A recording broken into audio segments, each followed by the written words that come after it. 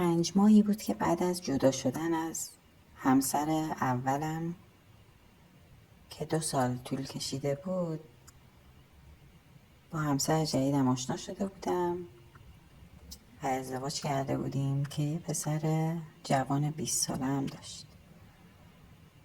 سنش از من بالاتر بود ولی خب وضع مالی خوبی داشت و منو خیلی دوست داشت.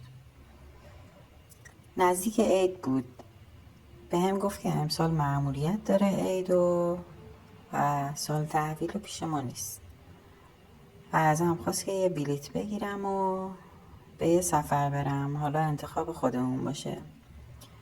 من با پسرمون صحبت کردم و گفتش که بریم کیش.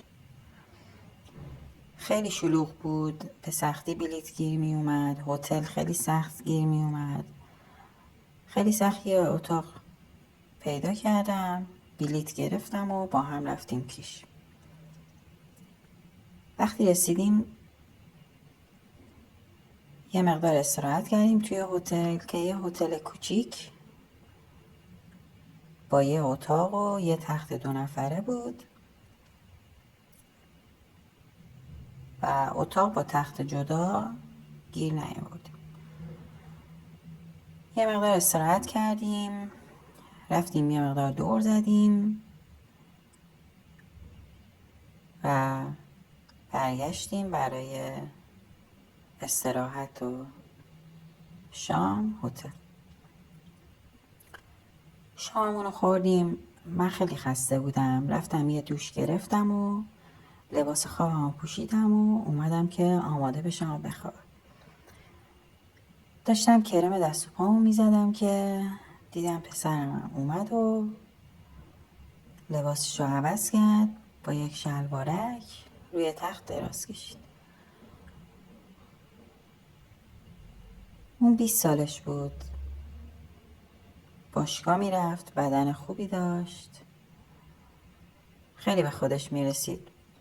تازه هم دوش گرفته بود و عطر سکسیشو زده بود و اومده بود روی تخت. منم کرممو زدم، روتین پوستیمو انجام دادم و آماده خواب شدم. یه مقدار با هم صحبت کردیم، یه مقدار از خودش به هم گفت.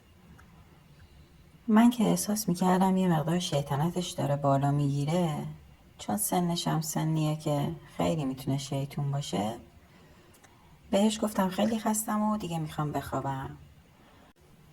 هوا خیلی گرم بود، ملافه رو روم کشیدم و پشتم رو بهش کردم و خوابیدم.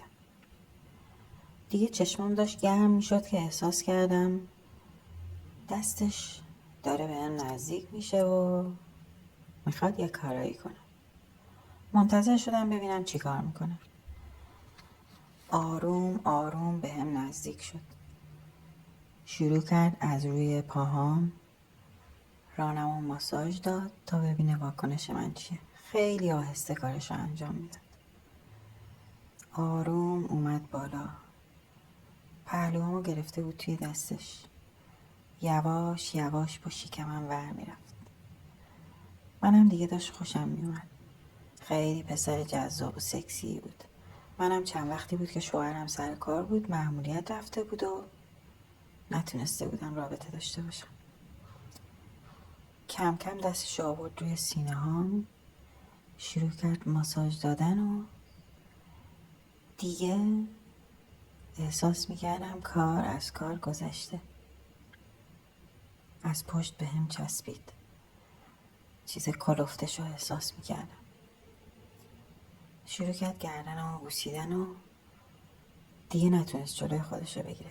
منو برگردوند و لبامو شروع کرد به خوردن. دکمه های لباسمو پاره کرد و شروع کرد به خوردنم تا میتونست منو خورد. منم که دیگه اصلا توانشو نداشتم و اصلا قصدشم نداشتم که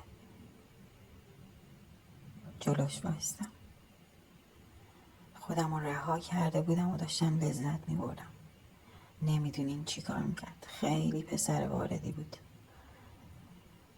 معلوم نبود با چند نفر این کار کرده بود که اینقدر تجربهش بالا بود. اون شب حسابی منو کرد و خیس آب شده بودم. تا به حال همچین چیزی رو تو زندگیم تجربه نکرده بودم.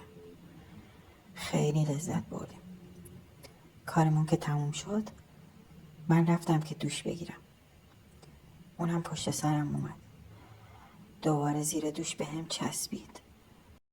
بهش گفتم چیکار میکنی؟ بس دیگه، باید بریم یکم استراحت کنیم. ولی اون قبول نمیکرد. خیلی پسر قوی و حشری بود. دوباره به هم چسبید و زیر دوش یه تلمبه حسابی به هم زد. دوشمون رو گرفتیم و خسته اومدیم روی تخت. دوباره میخواست با هم ور بره که بهش گفتم نه و دیگه نمیذارم و باید بخوابیم، من خیلی خستم. دیگه ولم کرد و قبول کرد و خوابیدیم. صبح شد. چشامو که باز کردم دیدم نزدیک روشن شدن هوا. دوباره دلم خواست. اونم خوابیده بود. از پشت من بغل کرده بود و همونجوری خوابیده بود. دیشب خیلی قربون صدقم میرفت. حرفاش دوباره توی ذهنم داشت مرور میشد و داشتم دیوونه میشدم. یواش بهش نزدیکتر شدم. شروع کردم بر رفتن باش. کم کم داشتم احساس میکردم که داره بیدار میشه که رفتم زیر پتو و شروع کردم به خوردنش. حسابی خوردمش و اونم بیدار شد و قضیه رو فهمید و شروع کرد بر رفتن با هم. حالت 69 گرفته بودیم. اون منو میخورد، من اونو.